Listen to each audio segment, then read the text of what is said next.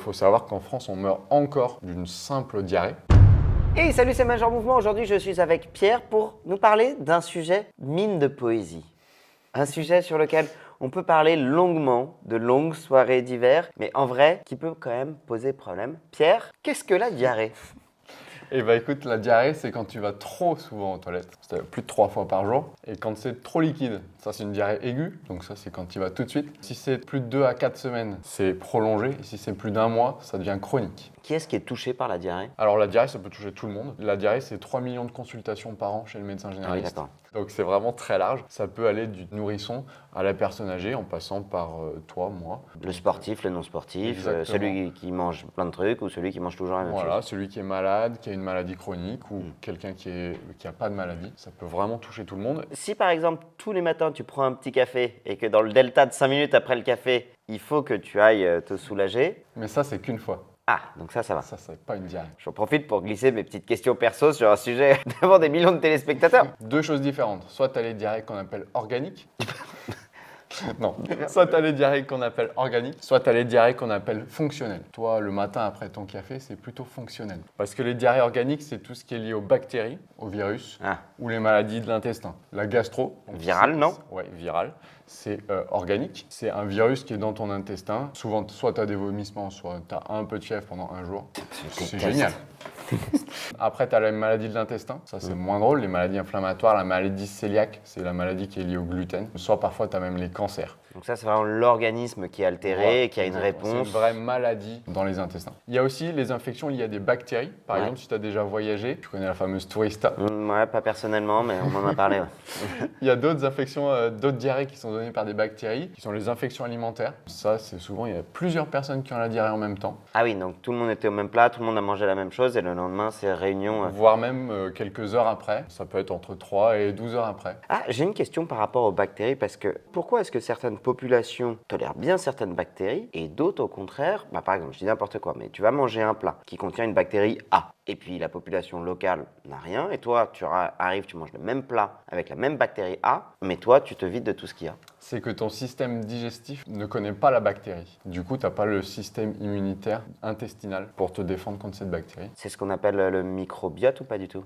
Le microbiote, c'est toutes les bactéries, virus, micro-organismes dans ton intestin qui vont faire que tu vas digérer la bactérie. Donc si par exemple, tu n'as pas le microbiote qui est capable de gérer la bactérie A, Exactement. là à ce moment-là, tu vas te vider. Si à l'inverse, c'est une bactérie qui connaît, qui savent gérer, viens Michel, on te connaît, prends ta place à table avec nous. Exactement. Ok, ça marche. Exact. Ok, la gastro, ok, la bactérie, l'infection alimentaire. Bon, globalement, c'est plutôt bien géré. À quel moment est-ce que ça devient problématique? Si la diarrhée, elle dure plus de 3-4 jours. Normalement, quand tu as une gastro, par exemple, ça dure 1 jour, 2 jours, 3 jours et après, ça s'arrête. Si ça dure plus de 3-4 jours, il faut absolument aller consulter. Si tu as de la fièvre, tu peux avoir un petit peu de fièvre quand tu as la gastro, mais c'est une journée, une fièvre légère. Si tu as 39 de fièvre pendant 3 jours et de la diarrhée, là, il faut absolument aller consulter. Si tu as du sang dans les selles, des glaires, etc.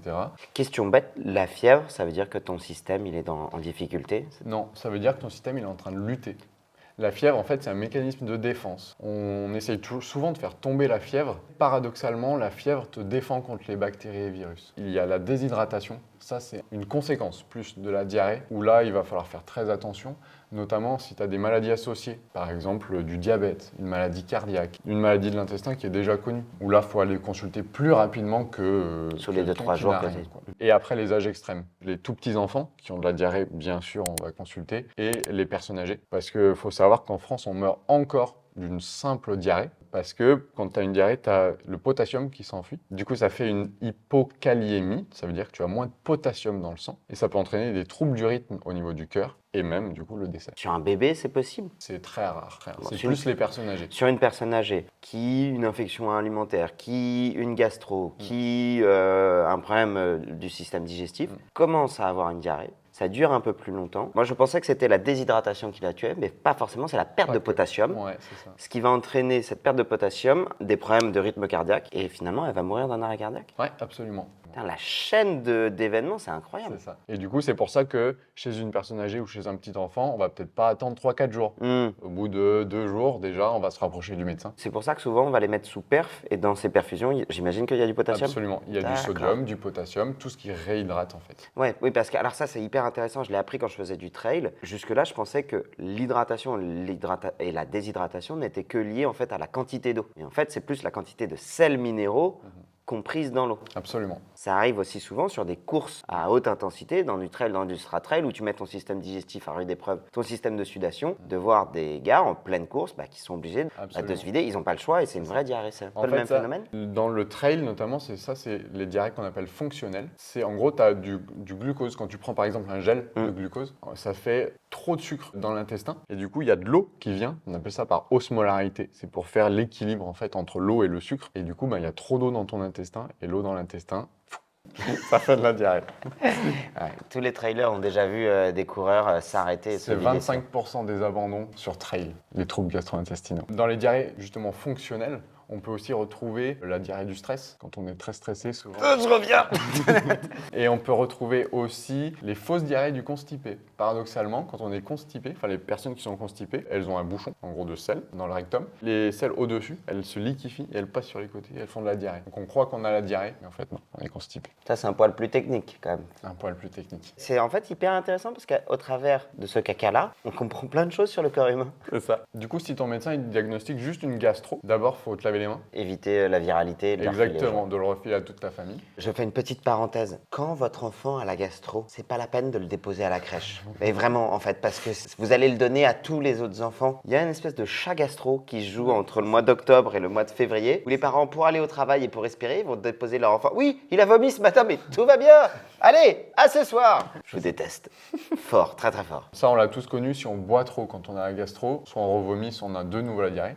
Donc c'est un peu de jus de pomme toutes les 10 minutes. Voilà. Parce que le jus de pomme contient des Parce qu'il y a un petit peu de sucre et on peut rajouter une pincée de sel avec. Et du coup, on a un peu de sel, un peu de sucre. Bien sûr, on mange un peu de riz, viande blanche, poisson blanc, banane éventuellement, compote, mais surtout pas de légumes, surtout pas de fruits. Qui sont pleines de Notamment fibres et crues. qui vont Voilà. Donc ça, c'est des règles générales, mais est-ce qu'il existe des médicaments? Alors oui, il en existe. C'est principalement sur prescription et ils sont adaptés au type de diarrhée qu'on peut avoir. Donc c'est plutôt le médecin qui va prescrire le bon médicament. Parce que si tu prends pas le bon médicament pour le bon type de diarrhée, tu peux te retrouver avec un surplus de bactéries ou alors... Voilà, par exemple, si tu as une diarrhée bactérienne, tu évacues pas les bactéries et du coup, ça peut être encore plus grave. D'accord, donc il faut consulter si jamais ça perdure. C'est pas parce que vous avez eu un médicament au mois d'octobre qu'en février, ça sera la même diarrhée et ce sera peut-être pas le même traitement. Pierre, merci beaucoup, c'était hyper intéressant. Pour être tout à fait franc, je ne pensais pas que ce sujet-là nous amènerait sur autant de compréhension du corps humain. Évidemment, comme d'habitude, n'hésitez pas à liker la vidéo et à la partager à des personnes qui peuvent être concernées par le sujet. Je vous souhaite une très bonne fin de journée, Pierre. Merci à toi. Allez, salut!